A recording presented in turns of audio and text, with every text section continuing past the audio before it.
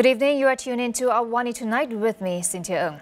A serious bullying incident at University Pertahanan Nasional Malaysia, UPNM, has left a 19-year-old cadet with fractured ribs and spine after being stepped on by a senior.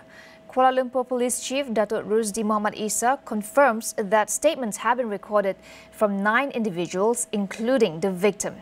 The case is being investigated under Section 325 of the Penal Code for causing grievous hurt, which carries a potential jail sentence of up to 7 years and a fine. This marks the second bullying case at UPNM in less than a week. On Friday, another cadet, Amirul Iskandar Nurhanizan, pleaded not guilty to charges of causing hurt to a junior using a hot iron. The incident has sparked public outrage given UPNM's troubling history with bullying. In 2017, Cadet Zulfrahan Osman Zulkarnain died after being tortured with a steam iron. Meanwhile, Muar MP Syed Saddiq Saib Abdul Rahman has filed an emergency motion in the Dewan Rakyat to address systemic bullying at UPNM. Authorities and the public are calling for stronger measures to protect students.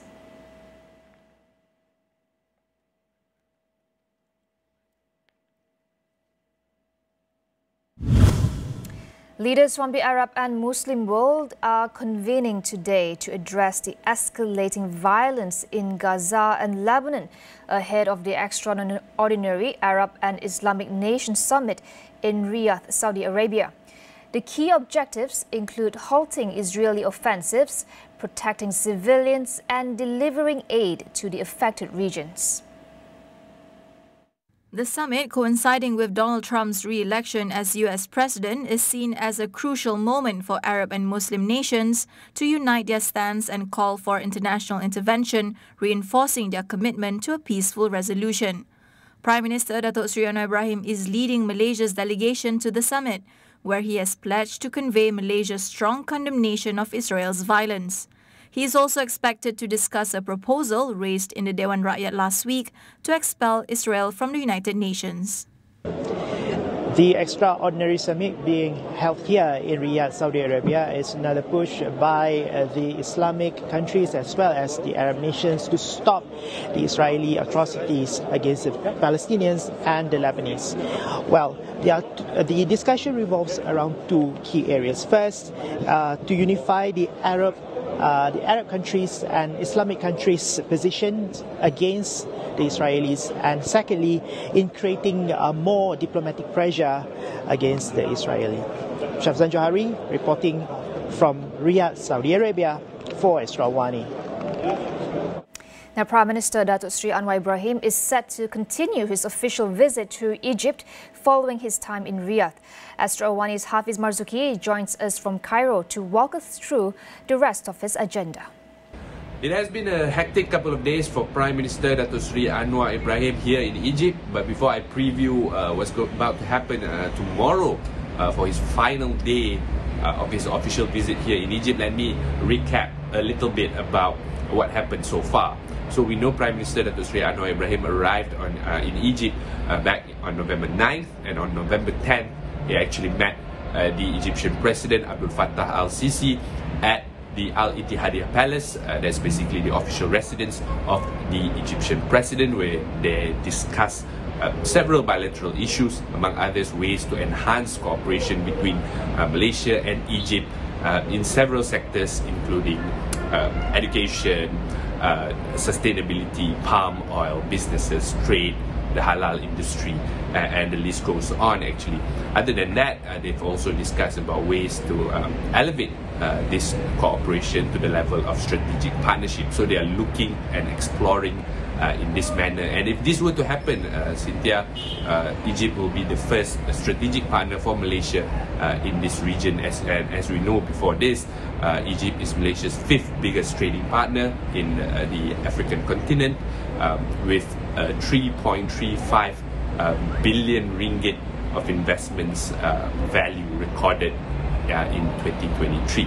So after the meeting, Prime Minister Anwar went to the Al-Azhar Conference Center, where he gave a public lecture on the empowerment of Muslims through technology, society, and economy.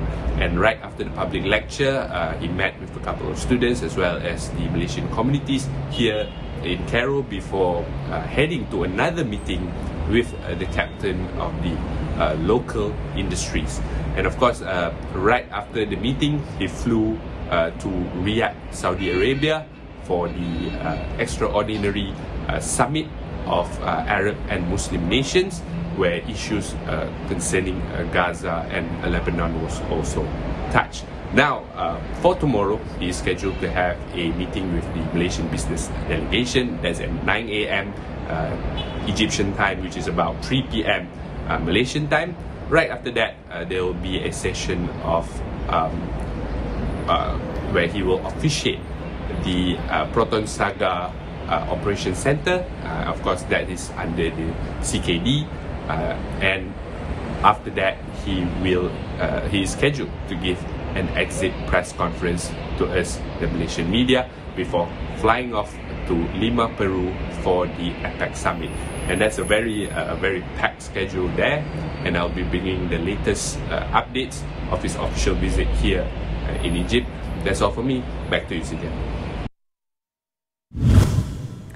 A new law will be introduced to regulate monetary loans offered by non-bank institutions, including schemes like Buy Now, Pay Later, in a bid to control the granting of loans. Second Finance Minister Datuk Sri Amir Hamzah Azizan says the law is crucial as all finance-related oversight is currently under Bank Negara. Apa-apa yang keluar daripada sistem perbankan, Bank Negara adalah regulator yang mengawalnya. Apa-apa yang keluar daripada segi capital market, Securities Commission adalah kawal selianya. Dan dalam usaha kajian untuk menangani isu yang mungkin tak tersedia terkawal, ada kredit akta yang akan keluar tak lama lagi, ya. He said that the Act will make it easier for the government and Bank Negara to identify any issues arising from loans made by the parties concerned.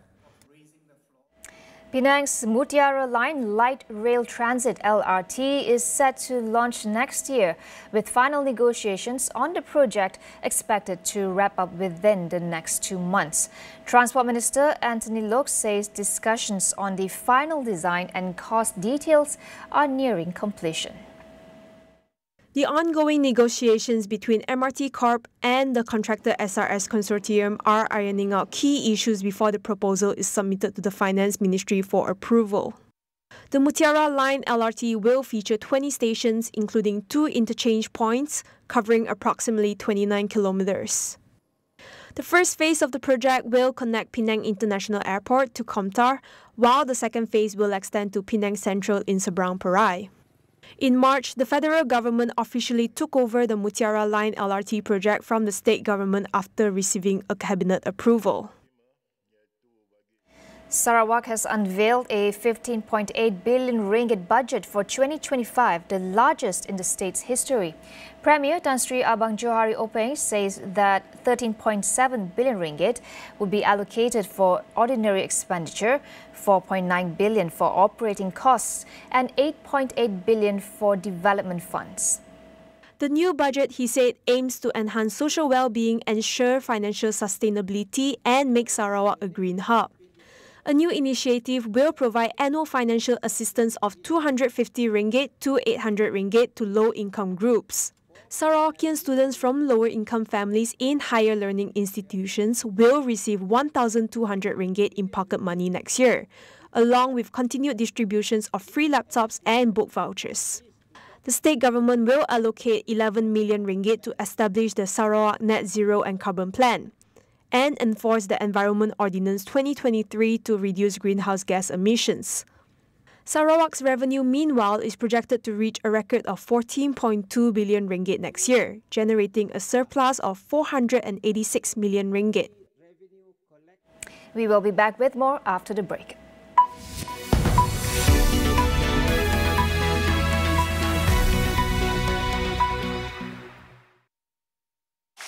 Rambut gugur lagi? Macam mana, Gunakan Pantene Baharu. dengan provitamin mikro yang meresap dan menguatkan rambut dari dalam. Rambut 10 kali lebih kuat terhadap rambut gugur. Pantene baharu. Satu dekad penuh gemilang. Sepak takraw kini kembali penuh dengan aksi mendebarkan. Dapatkan tiket anda sekarang. Pelanggan Astro juga boleh memenangi tiket di aplikasi My Astro. Jangan lepas peluang keemasan ini.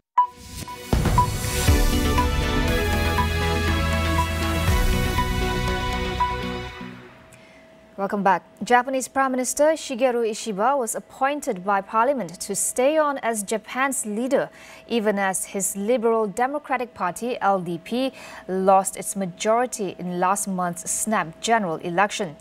He will now lead a minority government. Lawmakers in the powerful lower house convened on Monday for a special 4-day session to nominate the Prime Minister, following the general election last month. The Conservative LDP, along with its coalition partner Komito, still holds the largest share of seats in the 465-member chamber. Meanwhile, opposition parties remain divided on key issues, complicating their position. Ishiba, who took office 6 weeks ago, had hoped to shore up his mandate as leader of the LDP. Instead, voters, unhappy with inflation and a slush fund scandal, delivered the party its worst result since 2009. The Republican Party is nearing full control of the U.S. Congress, having already secured a Senate majority and now needing just 3 more seats to claim the House of Representatives. To win a House majority, a party needs 218 seats. President-elect Donald Trump's party has 214, according to the latest data, while the Democrats hold 205. Since winning the presidential election last week, all eyes have been on Trump to see who he will appoint to his administration. So far, Trump has named New York Representative Elise Stefanik as the new U.S. ambassador to the United Nations and former immigration official Tom Homan to manage the nation's borders. Other names reportedly under consideration for the administration include billionaire Elon Musk and Robert F. Kennedy Jr. Republicans are set to hold at least 52 seats in the 100-member Senate, having captured 3 previously Democratic-held seats in West Virginia, Ohio and Montana. Leading both chambers would mean most of Trump's agenda would have a greater likelihood of winning congressional approval than if Democrats controlled one of them.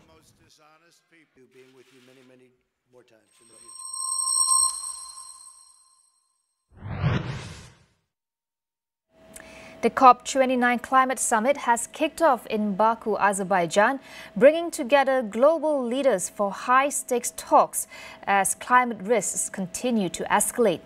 This year's discussions are more urgent than ever, as 2024 is projected to be the hottest year on record, with an average global temperature likely pushing past the critical 1.5 degrees Celsius mark above pre-industrial levels.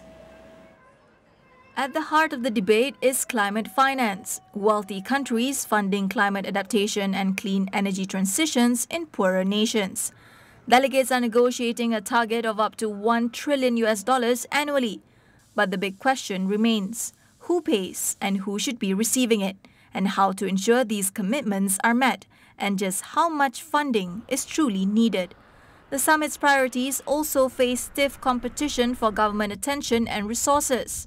Ongoing conflicts in Ukraine and Gaza, economic challenges worldwide, and last week's re-election of Donald Trump, who denies climate change, raised concerns that a U.S. pullback could prompt other nations to retreat from their climate commitments.